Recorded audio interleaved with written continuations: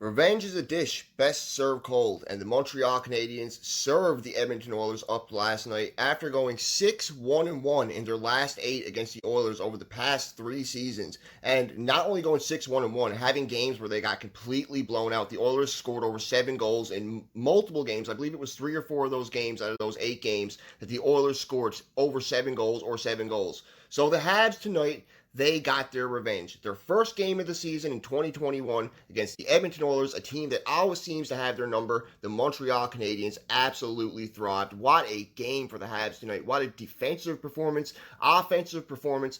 Carey Price was on an absolute heater because some of the chances the Oilers had were really high quality. But let's get into the game. The very first period of the game, within the first 5 minutes, the Oilers were controlling the pace. They had more shots than Montreal. They looked like they were the better team for the first 5 minutes of the game. But after that, it was all Montreal because 6:50 Petrie scores a wraparound goal assisted by Suzuki and Weber, but this was all Jeff Petrie on this goal. Somehow the puck ends up wide in the air in front of Mikko Koskinen. Jeff Petrie bats it out of the air through Mikko Koskinen's legs, skates around the net before any Oilers player can get to the puck, and puts it into the net. One of the most underrated goals I've seen so far this year. I don't hear a lot of people talking about it. More people are talking about the Thomas Tatar breakaway, but that goal by Jeff Petrie was pure skill, pure speed, and just creativity. One of the nicest goals I've seen, and by a defenseman. Wow, that was an amazing goal. And that was all the scoring for the first period. The Habs controlled the rest of the pace in the first period. They were really good on the back check. They were really good defensively. They weren't allowing Edmonton to get any clean zone entries. They were causing a ton of turnovers. Josh Anderson looked really good physically. Overall, I liked what I saw from the Montreal Canadiens in the first period. But then we get into the second period, where it was more of the same for the Montreal Canadiens. Now, overall, Edmonton did have a better period in the second period, but Carey Price was having none of it. Edmonton had a lot more shots. I believe they had like close to 15 shots in the second period, and Carey Price shut all of them down. And it didn't take the Habs long to get back on the board again in the second period. Tatar gets his second goal of the game, 2:19 into the second period. He scores a one-time goal assisted by Brendan Gallagher and Phillip Danault. All three of them are skating in the zone. They have one Oilers player pinned back. Galley passes it over to Danault. Danault slides it over to Tatar. Tatar shoots it, goes over Mikko Koskinen's shoulder, and bar down. Beautiful goal for Thomas Tatar. Well, maybe not bar down, just under the bar and into the net. Absolutely beautiful goal by Thomas Tatar. And so far this season, he has been on a heater. He has 3 goals in 2 games.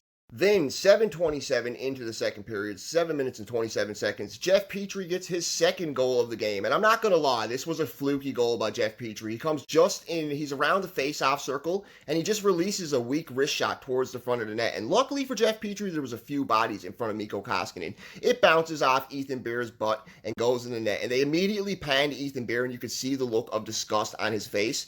He had a rough game for the Oilers for sure. And then we go into the third period. That was all the scoring for the second period. Edmonton did make a good push at the end of the second period. They had lots of nice shots on Price, but they just couldn't convert.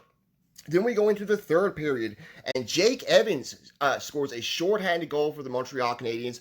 Edmonton turns it over in the Habs zone. The Habs break back on a 2-on-1. Evans rushes towards the net. I believe Anderson was with him, puts a shot on Koskinen.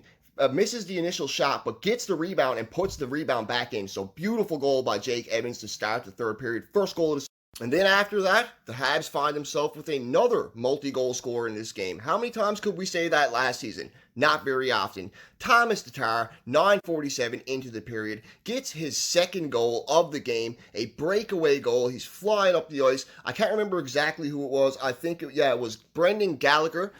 Ended up getting the turnover in the Habs zone, kicking it up the ice to Thomas Tatar. Thomas Tatar flies in, makes no mistake, puts a 5-hole on Mikko Koskinen. The Habs are up 5-0. Now all they need to do is hold on for the shutout. But unfortunately for the Montreal Canadiens, the Edmonton Oilers did get a late goal. 12:59 into the third period, Slater Cuckoo, a guy who I personally have not heard his name said a lot in the NHL, scores his first goal of the season against Carey Price, assisted by Connor McDavid and Tyson Barrie. So McDavid, even in a rough game for the Edmonton Oilers, where he wasn't that bad himself, still finds a way to get on the board. That just shows how great that guy is. But overall, it was domination by the Montreal. And in the end, the Montreal Canadiens win the game 5-1. The total shots were 36-35 in favor of the Habs.